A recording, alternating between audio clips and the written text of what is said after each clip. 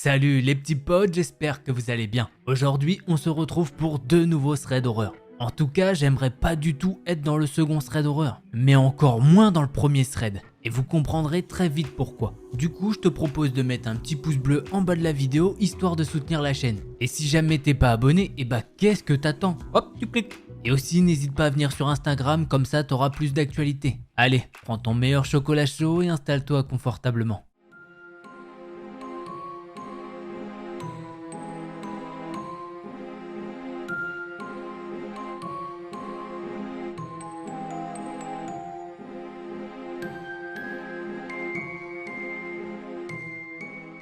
Alors, avant qu'on commence cette histoire, je tiens à vous dire qu'elle est particulière, mais vous comprendrez très vite le sens de celle-ci. L'histoire que je vais vous raconter, c'est celle de Max. Et pour vous la raconter, je vais passer à la première personne. Je tiens vraiment à vous raconter mon histoire car elle me tient vraiment à cœur. Et pour vous mettre un petit peu dans le contexte, je vais vous expliquer un peu ma routine. Tout d'abord, quand cette histoire se passe, j'ai 6 ans et des poussières et nous sommes en plein été. Donc tous les jours, je me lève dans les environs de 7 heures, à peu près comme mon papa et ma maman. On se lève tous ensemble et généralement, je prends mon petit déj en même temps qu'eux. Mes parents me régalent à chaque fois quand c'est l'heure du repas, c'est tellement bon. Puis après ça, on part se laver. Ensuite, nous allons dehors nous balader. Le truc, c'est que j'aime bien me balader dehors avec ma maman ou mon papa. J'ai l'impression d'être libre et puis je rencontre souvent des amis à moi qui se promènent. Généralement, on joue un peu puis on retourne à la maison. Là, mon papa se rend à son boulot. Et ma mère est en télétravail, donc elle est généralement avec moi. Des fois, à la maison, je m'ennuie, donc j'essaye de lui demander de l'attention. Moi, surtout, ce que je veux, c'est jouer avec elle. Après ça, généralement, elle décide de jouer avec moi dans le jardin. Vers midi, on mange, et vers 14 h, on se fait une petite balade pour digérer. Pas aussi longtemps que le matin, mais bon, ça me va. L'après-midi, je joue un peu, je pense que je fais quelques bêtises. Mais bon, on le dira pas à mes parents, de toute façon ce sera notre secret. Bref, et puis vers 15 h, 16 h, je décide de faire une petite sieste en attendant mon papa. Arrive l'heure où c'est le retour de mon papa, et là je suis trop content. J'adore quand il rentre, car ça veut dire que j'aurai encore plus d'attention. Arrive le soir et nous mangeons. C'est toujours aussi bon, vous savez. Mais quand arrive le moment d'aller se coucher, mon père a l'air d'être en colère et triste. Sur le moment, je comprends pas beaucoup. Donc je décide d'aller l'aider et de lui changer les idées. Là, il se met à pleurer. Il me serre fort dans ses bras. Je comprends toujours pas et j'essaye de faire de mon mieux pour le réconforter. Puis après un moment, il part se coucher. Le lendemain, l'ambiance n'est pas joyeuse à la maison. Il y a quelque chose qui se passe, mais ma maman et mon papa ne me disent rien. Mais je ressens qu'il y a quelque chose qui cloche et ça me peine beaucoup. Bref, nous faisons un peu notre routine, mais toujours avec une ambiance désagréable. Puis arrive le soir, mon papa vient me coucher et il me parle. Il me dit que dans quelques jours, nous partons en vacances. Là, je suis super content. Je ne suis jamais allé en vacances. Mon papa me souhaite une bonne nuit et s'en va toujours avec cet air triste sur le visage. Là, dans ma tête, je me dis, mon Dieu, il faut que je prépare tout dans mon sac. Mes jouets, mes affaires, mes casse-croûtes. Faut aussi que j'en parle à mes copains quand je les rencontrerai. Je suis tout excité. Pour vous dire, j'ai vraiment eu du mal à m'endormir. Le lendemain, je suis super content et de super bonne humeur. J'ai tout un programme à faire. Ma petite routine habituelle et je vais remplir mon petit sac avec mes affaires. Mais le seul truc que je comprends pas, c'est l'attitude de ma maman. Elle est de plus en plus froide avec moi. Et quand mon père vient vers moi, lui est triste. Bref, le jour J arrive. Dans la maison, c'est un peu le bordel et tout le monde s'active. Même moi, j'essaye d'aider. Mais apparemment, j'embête plus qu'autre chose. Donc je décide d'aller m'asseoir sur le canapé en attendant qu'ils installent tout dans la voiture. Papa et maman mettent vraiment beaucoup de choses dans leur voiture. Puis ils arrivent au moment où ils prennent mon sac et ils me disent que je peux m'installer dans la voiture. Ils m'attachent et nous sommes partis pour les vacances. 10 minutes, 15 minutes, 30 minutes et nous nous arrêtons sur le bord d'une route un peu abandonnée. Je comprends pas et je me dis waouh, on est déjà arrivé. Puis mon père descend de la voiture. Ma maman, quant à elle, reste dans la voiture. Là, mon père s'avance vers moi et ouvre ma portière. Je descends et mon papa prend mon sac d'affaires mais ne prend pas les siennes. Sur le moment, je me dis que c'est peut-être un peu lourd et que donc il viendra les rechercher un peu plus tard. Mais là, je vois que mon papa fond en larmes. Il commence à me mettre un collier et ma laisse autour du cou, ce qu'il ne fait généralement jamais. Là, il m'accroche à un arbre et met ma gamelle d'eau et mes croquettes à côté de moi, ainsi que mon petit sac où il y a mes jouets, mes affaires, mon manger. Il repart en direction de la voiture et ne se retourne pas. J'essaye de courir pour aller avec lui, mais je suis accroché à l'arbre, je ne peux donc pas courir. Je décide donc d'aboyer. Mon papa s'arrête un instant, mais il ne se retourne pas. Je peux sentir qu'il est triste, mais il décide de continuer de marcher vers la voiture. Là, mon papa s'installe dans la voiture et cette dernière démarre. Bon, je me dis qu'ils m'ont posé là en attendant qu'ils fassent leur truc et ils vont venir me rechercher. J'attends 1 heure, personne. 2 heures, toujours personne. Ça fait maintenant 5 heures et je ne vois toujours pas ma maman ni mon papa. Là, je commence à paniquer un peu. Je n'ai jamais été aussi seul de toute ma vie sur un chemin que je ne connais pas. Puis la nuit commence à tomber. Je me dis qu'au moins j'ai de l'eau et des croquettes, mais j'ai pas trop l'appétit de me nourrir pour le moment. Je veux juste une chose, c'est que mes parents reviennent. Il me manque beaucoup. C'est comme si j'avais un gros vide dans mon cœur quand ils ne sont pas là. Puis la première journée est passée. Et je peux vous dire que la nuit n'est pas très agréable attachée ici à côté de la route où il n'y a personne qui vient. Mes parents me manquent, mes amis me manquent, ma petite maison douillette me manque. Mais bon, je me dis que mon papa va sûrement revenir me chercher et qu'il y a dû avoir un problème en cours de route. Les jours passent, 1 jour, 2 jours, 3 jours et toujours personne à l'horizon. Et pendant ces jours-là, j'ai dû boire et manger un petit peu. Mais vous savez, j'ai aussi dû aller aux toilettes et ça sent pas trop la rose à côté de moi. En plus de ça, il fait de plus en plus chaud, je n'ai plus d'eau et plus de croquettes.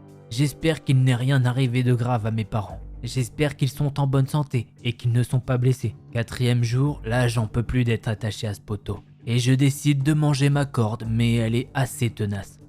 Je suis dépité, je n'ai plus d'énergie. Donc je décide de m'allonger là, tranquillement, et d'attendre que mes parents reviennent. Enfin, ils vont revenir, pas vrai?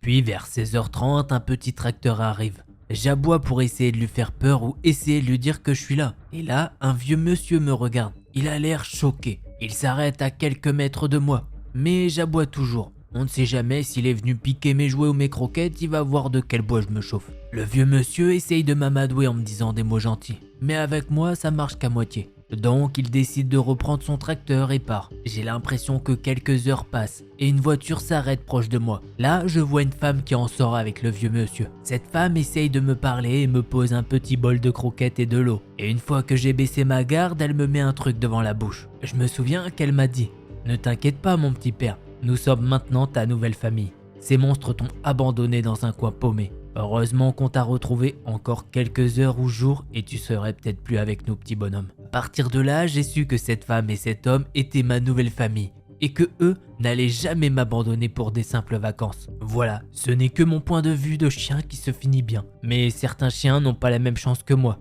et finissent généralement morts ou ne retrouvent jamais de foyer. Alors bien entendu, c'est une histoire fictive qui peut retracer ce que certains chiens ou même animaux peuvent ressentir, surtout en ce moment car on est dans la période estivale. Et du coup, j'en profite à ma petite échelle pour essayer de sensibiliser les gens. N'abandonnez pas vos animaux, s'il vous plaît. Alors si vous-même vous n'êtes pas concerné par ça, essayez quand même de propager le message. Alors qu'on se le dise, les animaux ils sont plus importants sur Terre que nous les humains. Bref, si jamais tu te dis mais putain lui c'est un fou, il aime trop les chiens, ça veut dire que t'as clairement pas vu cette vidéo. Je pense qu'avec ça tu comprendras pourquoi j'adore les chiens. Bon, je vais pas vous faire une dissertation du pourquoi du comment faut pas abandonner un animal. Et si jamais de toute façon tu veux en parler, n'hésite pas à le faire en commentaire ou sur Instagram. Allez, on passe au second thread d'horreur avec un format plus habituel, ne t'inquiète pas.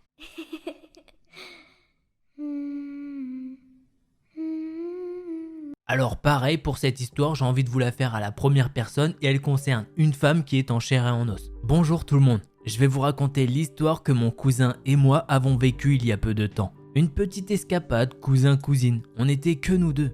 Alors je vous situe. La semaine dernière avec mon cousin on avait décidé de partir quelques jours à Amsterdam. N'ayant pas trop les moyens par rapport au prix des hôtels, on avait décidé de dormir dans une tente dans un endroit tranquille comme la forêt ou un lac. On ne savait pas encore, on s'est dit qu'on chercherait au moment venu. On partait vers 17h, il y avait environ 5h30 de route sans pause, ce qui nous faisait arriver vers 23h30.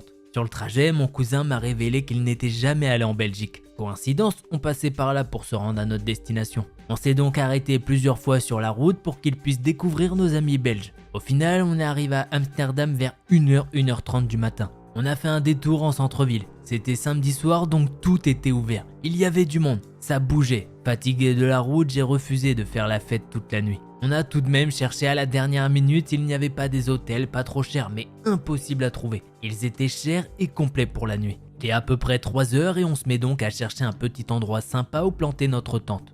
On finit par trouver un petit bois à l'extérieur de la ville avec un parking pour garer ma voiture. Un peu froussarde, je dis à mon cousin que je préfère dormir dans la voiture et que s'il souhaite dormir dans la tente, il peut, mais je ne l'accompagnerai pas. Il faisait nuit noire et les bruits de la forêt n'étaient vraiment pas rassurants. En bref, on s'installe dans la voiture, on allonge les sièges et on se met en pyjama. Puis, comme tout le monde, on discute un petit peu avant de dormir. C'est alors qu'on entend une voiture arriver. Flippé, je dis à mon cousin « Éteins ton téléphone, je veux pas qu'il nous voie dans la voiture. » On peut remarquer qu'ils sont 4 dans la voiture. En riant, on commence à se faire peur en disant « Imagine, ils viennent coller leur visage à la voiture pour voir si elle est vide. » Mais d'un autre côté, on relativise en se disant que comme nous, ils cherchaient juste un endroit pour dormir. Puis on regarde à nouveau la voiture et mon cousin me demande « Tu les as entendus descendre de la voiture ?» Moi je lui réponds que non, pourquoi ça? Mon cousin me dit alors « Bah là c'est le noir complet dans la voiture, il n'y a pas une lumière de téléphone ni rien du tout. En à peine 2 secondes c'était devenu totalement noir dans leur voiture. On trouve ça vraiment étrange parce qu'on a détourné le regard 2 secondes de la voiture entre le moment où ils se sont garés et le moment où c'est devenu tout noir. Mais bon on continue de rigoler en se faisant peur.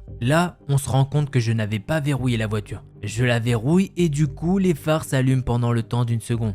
On comprend donc que maintenant, les 4 personnes savent qu'on est là. Puis, une dizaine de minutes plus tard, un mec sort de la forêt puis s'installe siège conducteur de leur voiture. On sait donc maintenant bel et bien qu'ils étaient sortis de la voiture. Mais là, il se passe quelque chose d'étrange. Le mec dans la voiture démarre et s'en va. Donc là, on se rend compte qu'il a laissé ses 3 amis dans la forêt à 4 h du matin. Une nouvelle conversation avec mon cousin commence. Mon cousin me dit « Attends, mais s'ils étaient sortis de la voiture et qu'on a détourné le regard que quelques secondes, ça veut dire qu'ils sont sortis immédiatement après s'être garés. Genre pas le temps de prendre quoi que ce soit dans la voiture, pas le temps de s'étirer ni rien. Ils se sont garés et sont partis immédiatement dans la forêt à 4 h du matin ?» Moi je lui réponds que oui. Et que 10 minutes plus tard, il n'y a qu'une seule personne sur 4 qui sort de cette forêt et qu'il a quitté le parking en laissant les 3 autres dans la forêt à 4 h du matin. Là, en entendant ça, mon cousin me dit qu'on s'en va maintenant. Moi je lui dis quoi? Maintenant? Oui, on part maintenant. Suite à ça, moi je lui dis mais c'est toi qui me disais qu'il n'y avait rien de grave et que c'était sûrement juste mon imagination.